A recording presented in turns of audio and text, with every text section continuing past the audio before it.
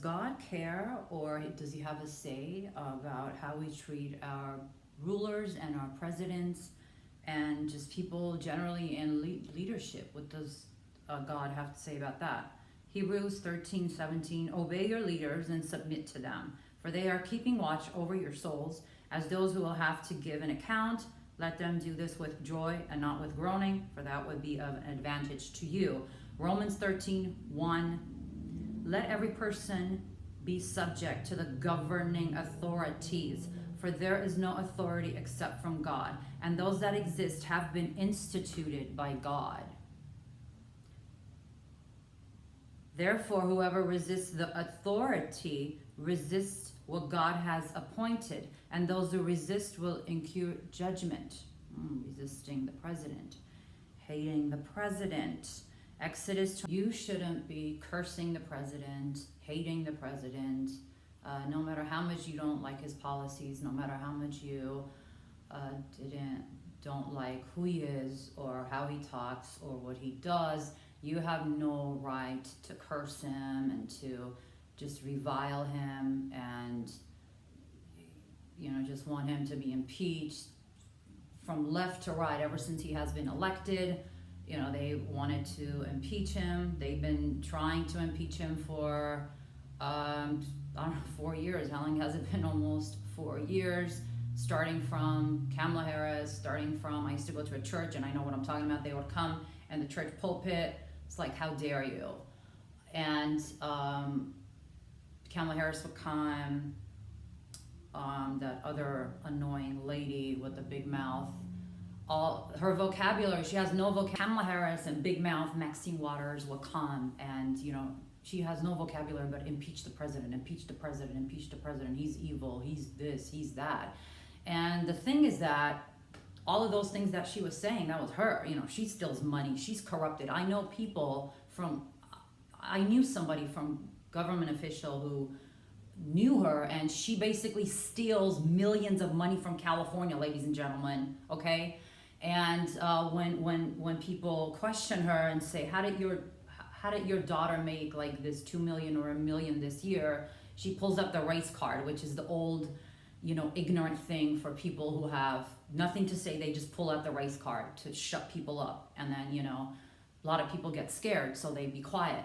But I'm saying this to say that, due to that, a lot of liberal Christians, and that's why I left that church, they're very liberal. They hate conservative people. Church was promoting Hillary, okay? Now, can you be a born-again, Bible-believing Christian, or even a Jew, and vote liberal? Can you be a Democrat and be a Christian? I don't think so. I'm sorry. I don't think you could know Jesus and be a Bible-believing Christian and vote a candidate that supports abortion, vote a candidate that supports same-sex marriage, which is an abomination to the family that God created, a man and a woman. Okay, they are trying to break that man and woman family up and incorporate all kinds of garbage and transsexual and this and that, homosexual and lesbian and gay and all of that. And so they're trying to break the beginning. I've always been a vociferous supporter of anybody that knows me, of President Trump, because it's not that I like him or don't like him, it's his policies. What are his policies? And most of his policies were not against the Word of God, were not against the Bible, okay? This man is a conservative, and I don't care, and you're gonna say, he's mean, he's this, he's a narcissist. He could be all of that. He has a foul mouth. Well, I didn't choose him to be a pastor of a church. I chose him to be a commander-in-chief. So I really don't care how he talks. I don't care. All I care about is his policies and what he's creating and what he's doing to this country. A good commander-in-chief. One of the major reasons that Christians elected him, well, the smart Christians, the real Christians, was that this is the first president that would have the chance to elect 4 Supreme Court judges, which is the most important thing for this country, ladies. He's already elected 3 Supreme Court judges. And every judge that he elects is a conservative judge who is against abortion, who is against same-sex marriage and all that. They have conservative values. Now you're saying, how dare you bring your conservative views into our Constitution? Now, our Constitution was based on the Bible, okay? This country was founded on Judeo, no matter how much you hate it, this country was founded on Judeo-Christian values. As a matter of fact, when they came here first, our first fathers, when they came here first, they said, this is the new Jerusalem, okay? Because they were being persecuted. Jews were being persecuted and killed and murdered brutally. Christians were being persecuted. Not the Catholic Christian, not Catholics were persecuting Christians and Jews in England, in Spain. So they have to. That's why they founded this country. Trump's first act as a U.S. president is he reversed Barack Obama's one of his executive orders, which basically gave $1.8 billion to countries, Mexico, to aid for abortion clinics. Okay, so I just can't understand how these Christians say they're Christians and they vote for a candidate that supports abortion. The number one most important thing that I look at when I'm choosing a candidate is what side do they stand on when it comes to abortion and same-sex marriage. That's the number one thing that I look at. And he basically hates that. He hates abortion, and Obama loved abortion. That's what he did. I've never liked Obama, but I've never disrespected him the way that so many Christians are disrespecting him right now. I'm not going to name any, especially certain ethnic people. They hate him, but they are Christians. Obama, you have no idea all the things that he done. They say he has high class. He was a classless piece of nothing, okay? When I remember, first of all, he hates the Jewish people. He hates Israel.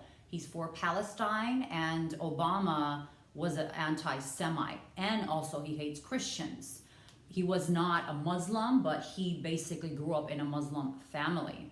So he had that propensity, that hate towards Christians and towards Jews. His heart was more towards Islam and Muslim people and the Palestinians. He's an anti-Semite. I can't imagine. Prime Minister Netanyahu, when he first became president, President Obama, when Netanyahu came to the White Office, this guy had his feet, Obama, okay? Donald J. Trump would never do that in a million years. And these people claim that Donald J. Trump has no class, okay? So what he did, I mean, he's like a peasant, he's like a peasant, Obama. He put his feet with his shoes on the table, on the president's table. That's what he did. And in the Jewish tradition, that is the most disrespectful thing that you could do. It's better for you to spit on them and to slap them than to do that. That is like the middle finger, basically. That says F you. I'm serious. That's what it means. And he did that because he hated him. He's an anti-Semite. He's always been an anti-Semite. And so you hating that, you're gonna pay for that. God is gonna make you. God says, whoever curses my people will be cursed. Whoever loves my people will be loved. In Genesis 3:10. It refers to the Jewish people, and it also refers to Christians, the church. Now, another thing that's everyone's talking about is the socialism. Most of the candidates, the Democratic candidates, are socialist, as you all know. And, a lot of people, as ignoramus, the millennials, college students, it's a fact that more than 70% support socialism, and that's what they want. This is a very dangerous thing, ladies and gentlemen, because socialism is a sister to communism, is a bridge to communism, as you all know. And they want this because they never lived in a communistic country. They never lived They were never brought up. Their parents were never experienced what it's like to be a socialist. You go to Venezuela and you go to all the Netherlands countries who are socialists and ask them. Hate it, ladies and gentlemen. They are, the government is milking them. Basically, they're working for the government. They work and their paychecks are gone. And they just get like 40% of their paychecks. Nobody is happy. Any socialist, go to these countries and ask them if that's what they wanted, if they're happy in that, and they hate it, okay? And I know what I'm talking about. I'm Armenian. I come from a genocide family. Two of my great-grandmothers are survival of the Armenian genocide. One of my great-grandmothers, she was basically rescued under this woman's skirt who was a Persian. Maybe that's why I like Persian people. This Persian lady rescued my great-grandmother. This is why I'm here. Okay, and then after that, that same great-grandmother's family, she got married. She had 4 children. Stalin, during the communist era, Stalin, great-grandmother, his family, basically she had 4 kids, a husband. Stalin took them to concentration camps. My great-grandmother, my grandmother, my mom's side, my mom's mom, she grew up in a concentration camp in Siberia. You have no idea what that's like. And he basically would take these Armenians there so they'll die, because there's no heat in Siberia, there's no work in Siberia, there's no food they had to survive. My grandmother would walk, she would tell me she would walk 11 miles to go to school, okay? She was like 11 years old. And then my great-grandmother would leave her 2-year-old little daughter at home alone to work. And as a result, when she grew up, she was not psychologically well, because she would be alone for like 12, 13, 14 hours. Everybody had to work for one piece of bread. Tell me I don't know what I'm talking about, okay? Don't tell me I don't know what I'm talking about.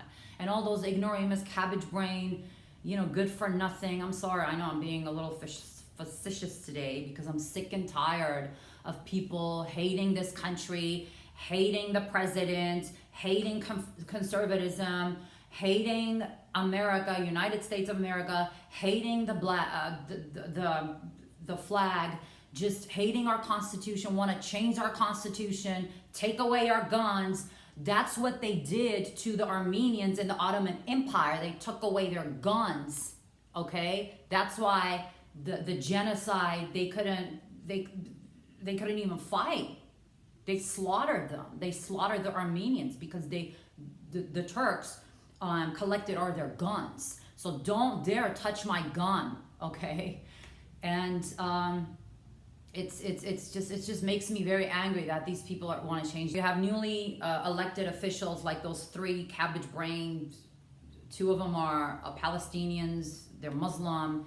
One of them, that Hispanic lady, whatever her name is, Cortez, a young lady, 30 years old. She has no experience. She hasn't killed a bear. She hasn't killed a lion. She hasn't killed a giant. Like, they have no experience. She doesn't know what she's talking about. She wants socialism. She's never lived in socialism. Her parents never lived in socialism. They've been in this country, this warm, nice country, where they were fed with free food stamps. They just want everything to be free.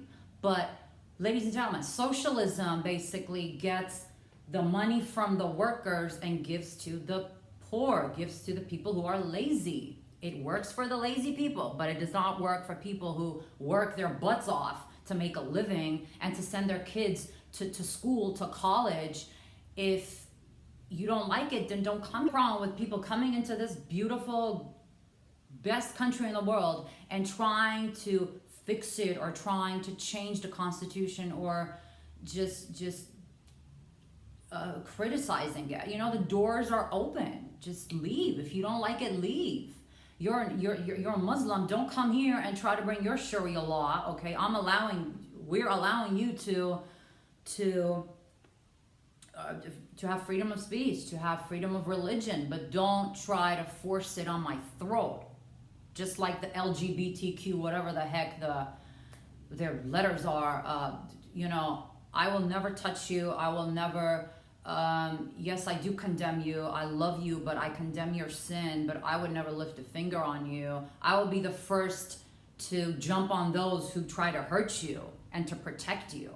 But don't shove it up my throat and say that what you're doing is right, because it's wrong. Ridiculous thing that's been around for hundreds of years actually, and it's never happened, is stupid global warming. It's foolish. And if you believe in global warming, you have major problems, okay? Global warming doesn't exist, okay? According to the Bible, this world is never going to be burned down or destroyed. Man cannot destroy this world, ladies and gentlemen. And basically the earth is made in a way that it warms up and it gets cold. It warms up, it gets cold. That's how it's supposed to be. There's no global warming. You know that the ignoramus Al Gore, he made billions, a multi-billion dollar business. This global warming is a multi-billion dollar business, okay? Al Gore used to say it's gonna freeze or the glaciers are melting. By year 2000, it's gonna be gone. It never happened. Global warming does not exist. I'm not saying go and forcibly let's destroy the world, okay? Of course, you're not gonna do that, but global warming doesn't exist. And it's never been true. They've been doing this over and over again. Before, they used to say in the 1970s, they used to say the world is gonna get cold and we're gonna freeze to death. They always said these, and a lot of scientists have lost their jobs because they proved that global warming didn't exist. So the scientists that are left and that are saying this and making a lot of money, I must say, they don't want to lose their jobs. Do you understand? That if they say there's no global warming, they're going to lose their jobs.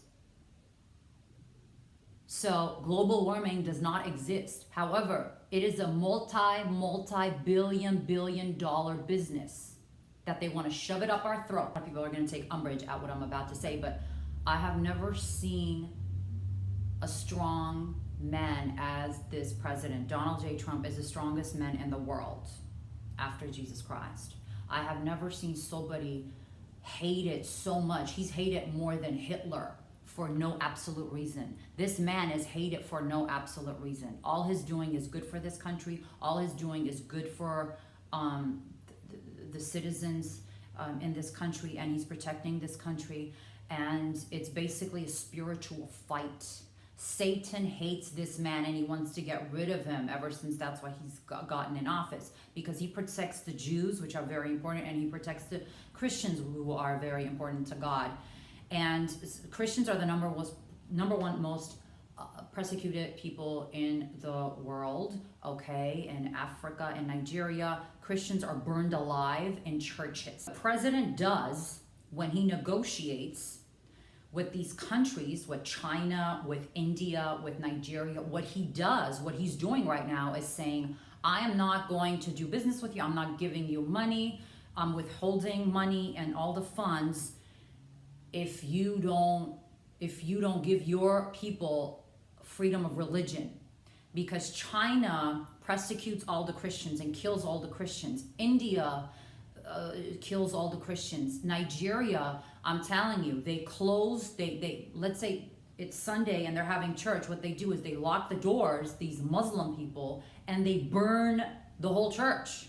They burn the whole church. This is what they do. Christians are being persecuted. And this is a very important thing. You know, you're here in this country and you have no idea what goes on in the world. So he's helping the church.